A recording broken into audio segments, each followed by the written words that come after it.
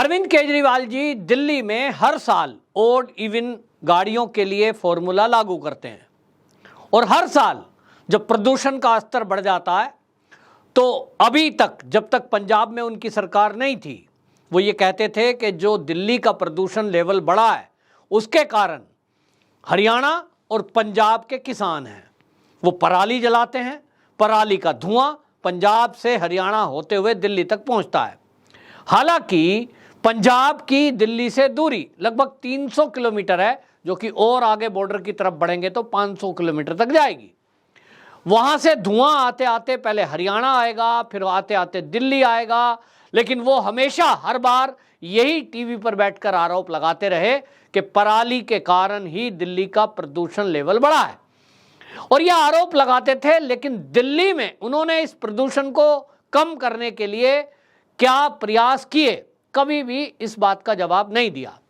दिल्ली के अंदर जो वैज्ञानिक हैं उन्होंने कई बार इस बात की रिपोर्ट कोर्ट तक में प्रस्तुत की है कि दिल्ली का जो ट्रैफिक है, जो कई राज्यों से दिल्ली में ट्रैफिक आता है, उसके लिए समुचित व्यवस्था का ना होना, रेड लाइट पर ट्रैफिक का ज़्यादा देर रुकना, पुल और बाईपास सड़कें ना होना, ट्रैफिक जाम की समस्या होना, इस सब को लेकर के रोड मैप तैयार नहीं है और इसके कारण दिल्ली का प्रदूषण बढ़ता है।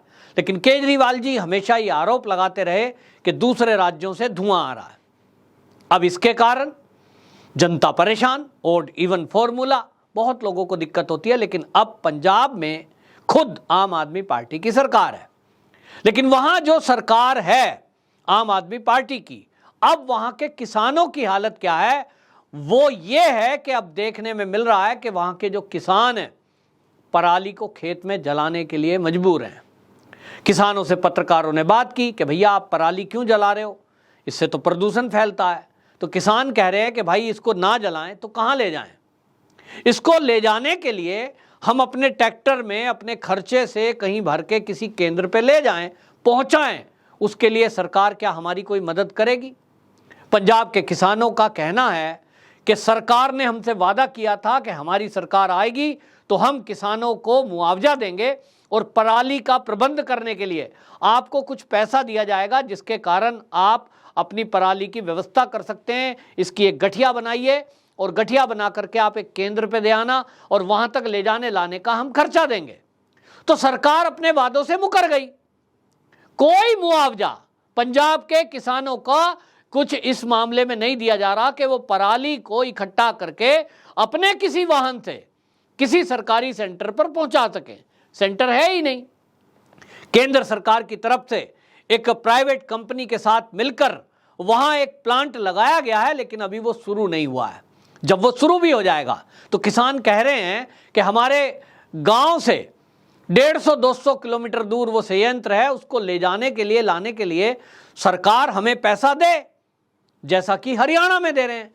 आपको यह भी बता दूं साथ के साथ कि हरियाणा में भारतीय जनता पार्टी की सरकार है, मनोहर लाल खट्टर वहां के मुख्यमंत्री हैं, और वहां यह समस्या आती थी क्योंकि हरियाणा और पंजाब दोनों ही जगह ये धान की फसल उगाई जाती है और उसके कारण जो उसका अवशेष है वो दोनों राज्यों में इसी तरह इकट्ठा होता था।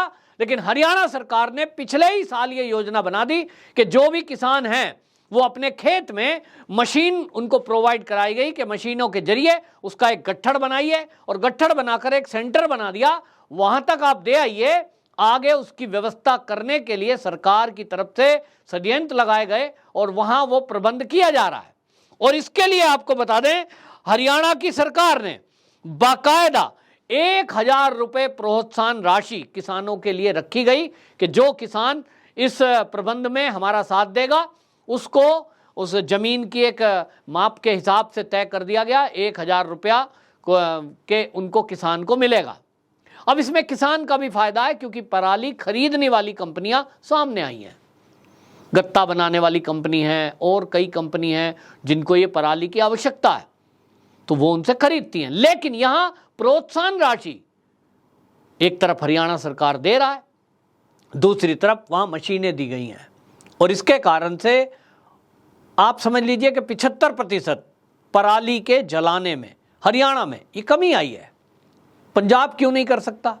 कर सकता था, लेकिन पंजाब में क्योंकि आम आदमी पार्टी की सरकार है, भगवंत मान की सरकार है, और भगवंत मान की सरकार हो और झूठ ना बोले, ये पंजाब के लोग कह रहे हैं कि ये हो नहीं सकता। जितने वादे किए थे उसमें हर में कहीं ना कहीं बीच में, जैसे फ्री बिजली की बात कही थी पहले, सबको लगा सबके लिए फ्री है दिल्ली की तरह, लेकिन वहां फिर बदल गए बाद में कह दिया साहब ये तो जो है SC ST को मिलेगा। अब तो हालांकि दिल्ली में भी रूल बदल दिया है, केवल उनको मिलेगा जो चाहते हैं, और चाहते तो सब हैं, लेकिन उसमें काटा जा रहा है। और आप देखें कि जो ये दिल्ली में वादा खिलाफी हुई वो पंजाब में भी हुई, और पंजाब के किसानों का कहना यह है कि हमारी मजबूरी है। उन्होंने कहा कि अभी आप देखिए किस तरह की हालत पंजाब में है कि जो MSP पर सरकार ने हमारे धान को खरीदा है, फसल को खरीद रहे हैं, वो कह रहे हैं केवल 89% वो जो धान की फसल है हमारी, उसको 89% को तो प्राइवेट को बेचना पड़ा है। इसका मतलब आप समझ रहे हैं, सरकार ने मात्र किसानों का 11% फसल को खरीदा है MSP पर। किसान कहते हैं कि यदि ये खरीद ज्यादा हो और ये दूसरी फसलों के लिए भी MSP लागू हो जाए तो हमारी समस्या का समाधान हो सकता है, हमारे हाथ में पैसे होंगे। सरकार ने पहले वादा किया था कि हम इस खरीद को डबल करेंगे, तो डबल किया ही नहीं, वादा खिलाफी हुई है। इसीलिए वो जो किसान है पंजाब के, वो भगवंत मान के घर के सामने पक्का धरना देकर के बैठे हुए हैं, जब तक हमारी मांग नहीं मानी जाएगी हम यहां से नहीं जाएंगे। पत्रकारों ने किसानों से बात की, भाई आपके पास कोई अधिकारी कोई मंत्री आया? वो कहते हैं साहब भगवंत मान के बारे में खबर मिल रही है, वो तो गुजरात में डेरा डाले हुए हैं, मुख्यमंत्री हैं पंजाब के, पंजाब में किसानों की समस्या है, लेकिन उनको फुर्सत नहीं है चुनाव प्रचार से, गुजरात में है, परमानेंट है। लोग कह रहे हैं भाई ऐसा मुख्यमंत्री हमने पहली बार देखा है। एक पार्टी का चुनाव होता ही है, कभी कांग्रेस के लोग हैं कभी BJP के लोग हैं, जाइए और 2 दिन होके आ जाइए, अपना काम तो देखें। लेकिन ना, उनका काम कौन देख रहा है? IAS अधिकारी काम चला रहे हैं, पीछे फोन पे ऑर्डर हो रहे हैं, कैसे काम चल रहा है ये जनता पूछ रही है। और पंजाब की जनता कह रही है कि भगवंत मान तो यहां से भाग गए, ना किसानों की परवाह है ना जनता की परवाह है। और इसलिए किसानों ने कहा कि जो वादा कर रहे थे कि हमारी सरकार आएगी तो हम पराली के लिए पैसा देंगे, हम मशीनें लगा देंगे, हम गांव-गांव में इस पराली को कलेक्ट करेंगे। हरियाणा में हो रहा है पड़ोस में, पंजाब में नहीं हो रहा है। वो कहते हैं पंजाब से जो वादे किए थे MSP को डबल करने के लिए, फसल को खरीदने के लिए, वो अभी भी 11% का 11% ही है। वादा खिलाफी हुई है, किसान अपने को ठगा महसूस कर रहा है। अब तो लोग कहने लगे हैं कि ये सरकार पूरे 5 साल चलने वाली नहीं है, क्योंकि जिस तरह के हालात बने हैं उन हालातों में ये किसानों का सब्र का बांध अब टूटता जा रहा है। जनता ये कह रही है कि जिस तरह की लॉ एंड ऑर्डर की सिचुएशन थी, नशाखोरों पर प्रतिबंध लगाना और नशाखोरों के खिलाफ कार्रवाई करना, कांग्रेस सरकार को इसीलिए तो लोगों ने हटाया था कि पुलिस कोई कार्रवाई नहीं करती थी। उनको लगा आम आदमी ने वादा किया था कि हम नशाखोरों पर कार्रवाई करेंगे, लेकिन कार्रवाई हुई ही नहीं। और इसके कारण से जनता ये कह रही है कि वादा जो जो किया वो पूरा नहीं किया। अब पराली जल रही है और पराली का धुआं दिल्ली की तरफ बढ़ेगा। जिस दिन इधर की हवा चल गई, समझ लीजिए दम घोंटू यहां दिल्ली में स्थिति होती है। फिर सुप्रीम कोर्ट स्वतः संज्ञान लेगा, फिर उसमें केस जाएगा, और फिर ये क्या कहेंगे, अब की बार यूपी का नाम ले देंगे, हरियाणा का भी लेंगे ही। तो ये पहले से है, लेकिन हरियाणा सरकार ने जिस तरह से प्रबंध किया है, वो कह रहे हैं कि अब ये जो ये सरकार है आम आदमी पार्टी की पंजाब की, ये अभी अखबार में बड़ा बड़ा विज्ञापन देते हैं, 1 पेज का विज्ञापन, कहाँ हमारे 7 महीने भगवंत मान जी कह रहे हैं और कहाँ 70 साल कांग्रेस का शासन, हम आपको ये बेहतर काम कर, और उसमें कुछ तुलनाएं की गई हैं। तो पंजाब के जनता का कहना है कि ये सारे विज्ञापन झूठे हैं, अखबार में छाए रहने के लिए। और आप ताज्जुब मानेंगे कि ये खाली पंजाब का मुख्यमंत्री है भगवंत मान, तो पंजाब के अखबार में दें, वहां मीडिया में दें, समझ में आता है। लेकिन नहीं, ऑल इंडिया में दिल्ली के जो अखबार छप रहे हैं उसमें भगवंत मान आ रहे हैं पूरे पेज में।